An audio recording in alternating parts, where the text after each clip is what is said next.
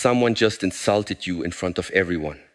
Your chest is tight, your face is hot, every part of your body is screaming at you to defend yourself, to fire back, to win.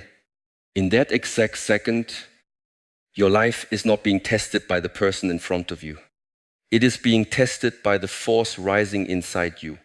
The insult is only the surface. The real battle is not between your mouth and their words. The real battle is between your awareness and your impulse. Most people never see this. They believe provocation is an attack that must be answered. They believe silence will make them look weak. They believe the fastest reaction is the strongest reaction.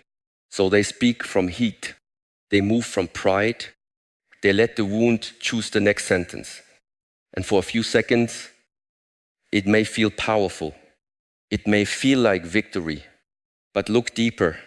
If another person can change your breathing, change your face, change your voice, change your posture, and pull your mind out of balance with one careless sentence, then who is holding the power in that moment?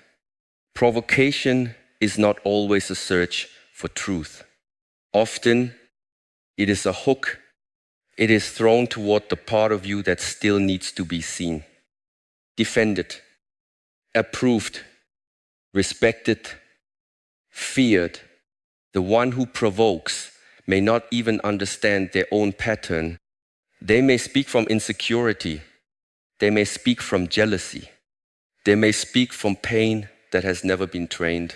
They may speak because disorder inside them is looking for disorder inside you. But the purpose is the same. They want movement. They want proof that your center can be touched.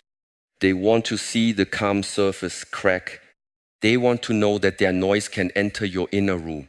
This is why the first discipline is not to answer. The first discipline is to notice. Notice the heat in the face. Notice the tightening in the chest. Notice the story forming in the mind. Notice the old wound that says, you must prove yourself now. Do not obey it immediately.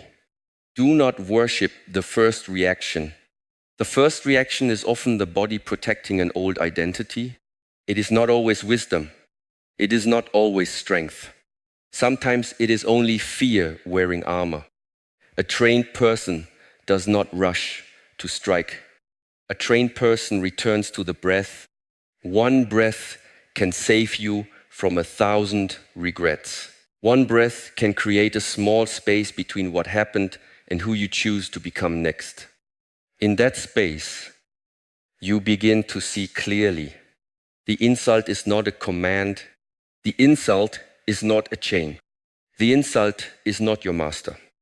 It is only an invitation to step lower, an invitation to abandon your center, an invitation to trade your inner peace for a cheap moment of emotional release.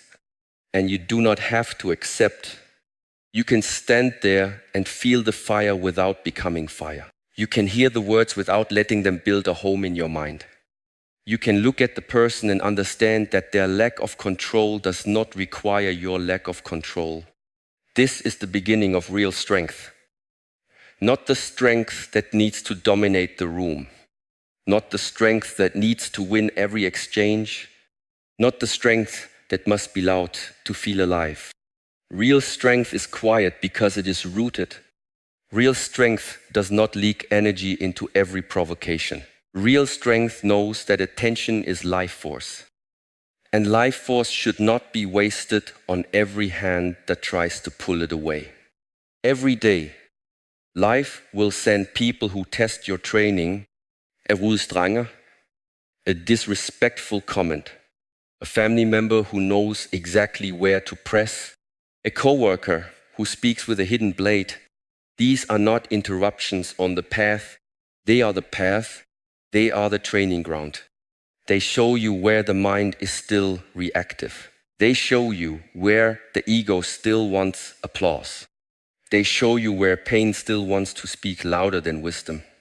When you see provocation this way, everything changes. You stop asking, how do I hurt them back? You start asking, how do I remain whole? You stop asking, how do I win this argument? You start asking, how do I not lose myself? This is the deeper victory. The world may insult you. The world may misunderstand you. The world may throw noise at your name. But no one can take your center unless you hand it over. The trap is not the insult. The trap is the belief that you must leave yourself in order to defend yourself. And when you can see the trap clearly, breathe through the heat and stay rooted where others expect you to explode. You have already won the battle that matters most. When you can see the trap and refuse to step into it, the next movement is not silence alone. The next movement is clarity. Because if you only suppress your reaction without understanding what is happening inside you, the fire will still burn in the hidden rooms of the mind. You may look calm on the outside, but inside, the ego is still sharpening its blade.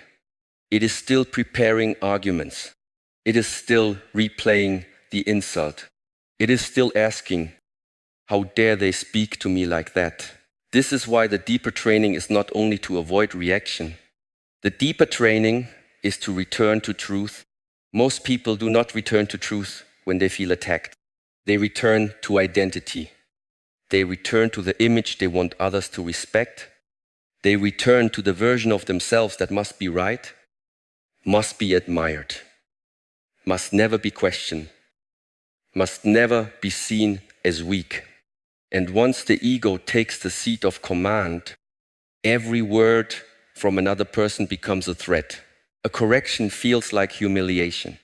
A disagreement feels like disrespect. A question feels like an attack. A small criticism becomes a wound that demands blood. But truth does not behave like ego. Truth does not panic. Truth does not need applause.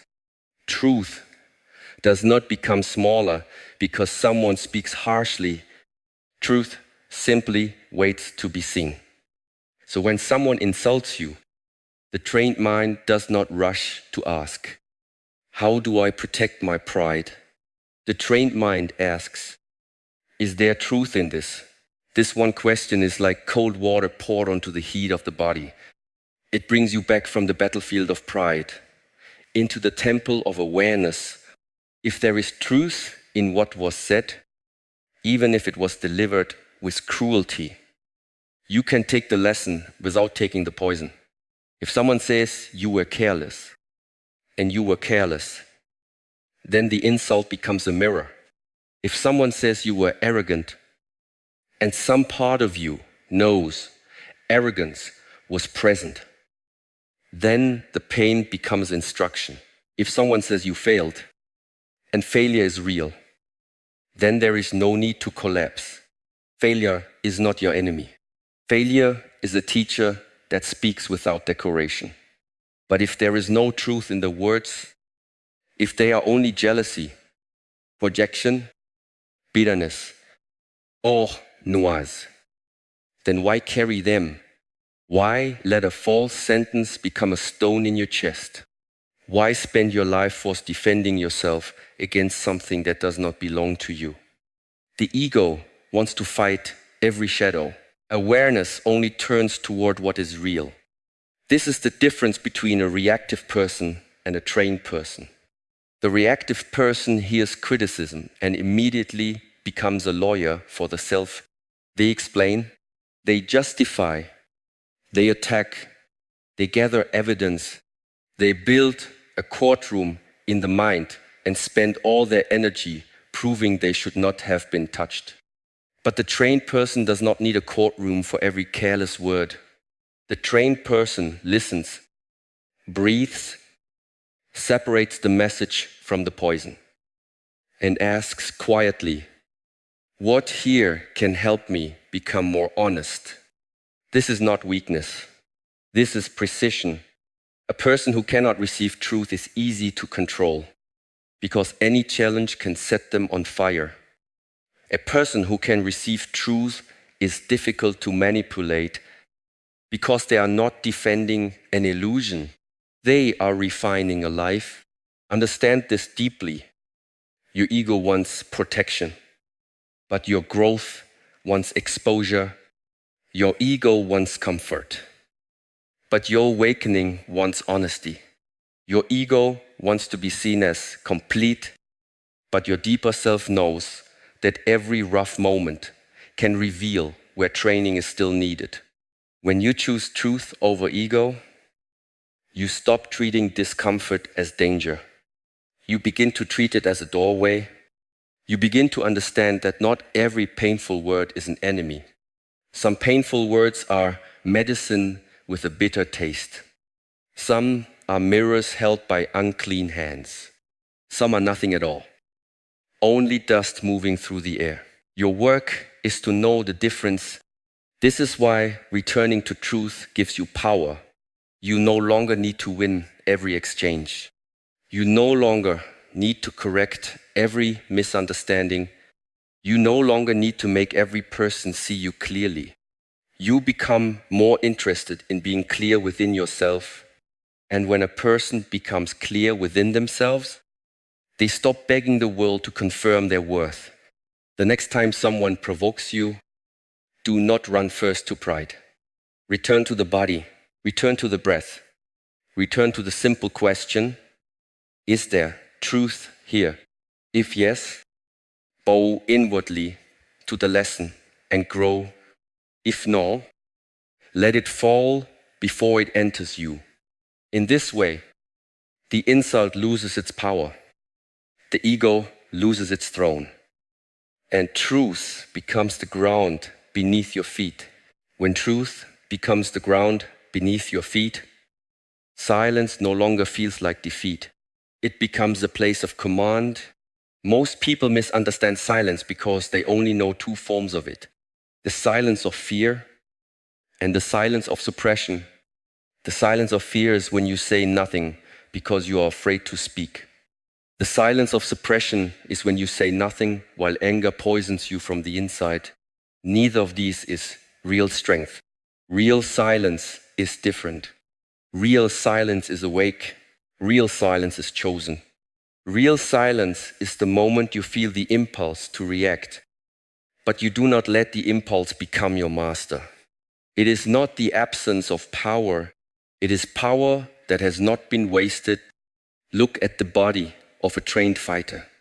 They do not throw every strike because they can. They do not move every time someone tries to pull them. They do not spend energy to prove they are dangerous. Their stillness is not empty. Their stillness is loaded with awareness. In the same way, a trained mind does not answer every insult. Not because it has no answer, but because it has learned the cost of answering from the wrong place. A sentence born from anger may feel sharp, but often it cuts the hand that holds it.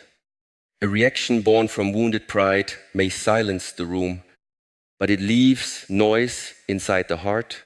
This is why silence must be understood as discipline, not avoidance. When someone provokes you and you remain silent with awareness, you are doing something very difficult. You are holding fire without throwing it.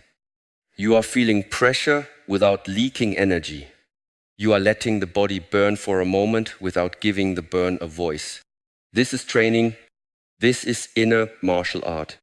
This is the practice of keeping your center while another person tries to pull you into their chaos. The untrained person believes every gap must be filled. They fear the pause. They fear the space after an insult. They think, if I do not answer now, they will think I am weak. But this fear is the ego begging for a witness. It wants the room to see that it can defend itself. It wants applause. It wants the satisfaction of a sharp return. But the deeper self does not need to perform strength. The deeper self is interested in remaining whole. There is a kind of silence that makes the provocateur uncomfortable because it gives them nothing to push against. They came expecting a reaction. They came expecting heat. They came expecting you to step into the same low frequency. But when you breathe and remain still, their words begin to stand alone. Their aggression has no partner. Their poison has nowhere to land. Their noise returns to them. This is why a calm pause can reveal more than 1,000 arguments. It shows the difference between the one who is ruled by impulse and the one who is rooted in awareness. But silence does not mean you never speak. Silence is not the end of expression. It is the purification of expression. First you become still. Then you speak only if speech is needed. First you return to the body. Then you choose words that do not betray your dignity. Sometimes the strongest response is no response. Sometimes it is one sentence, spoken slowly, without heat.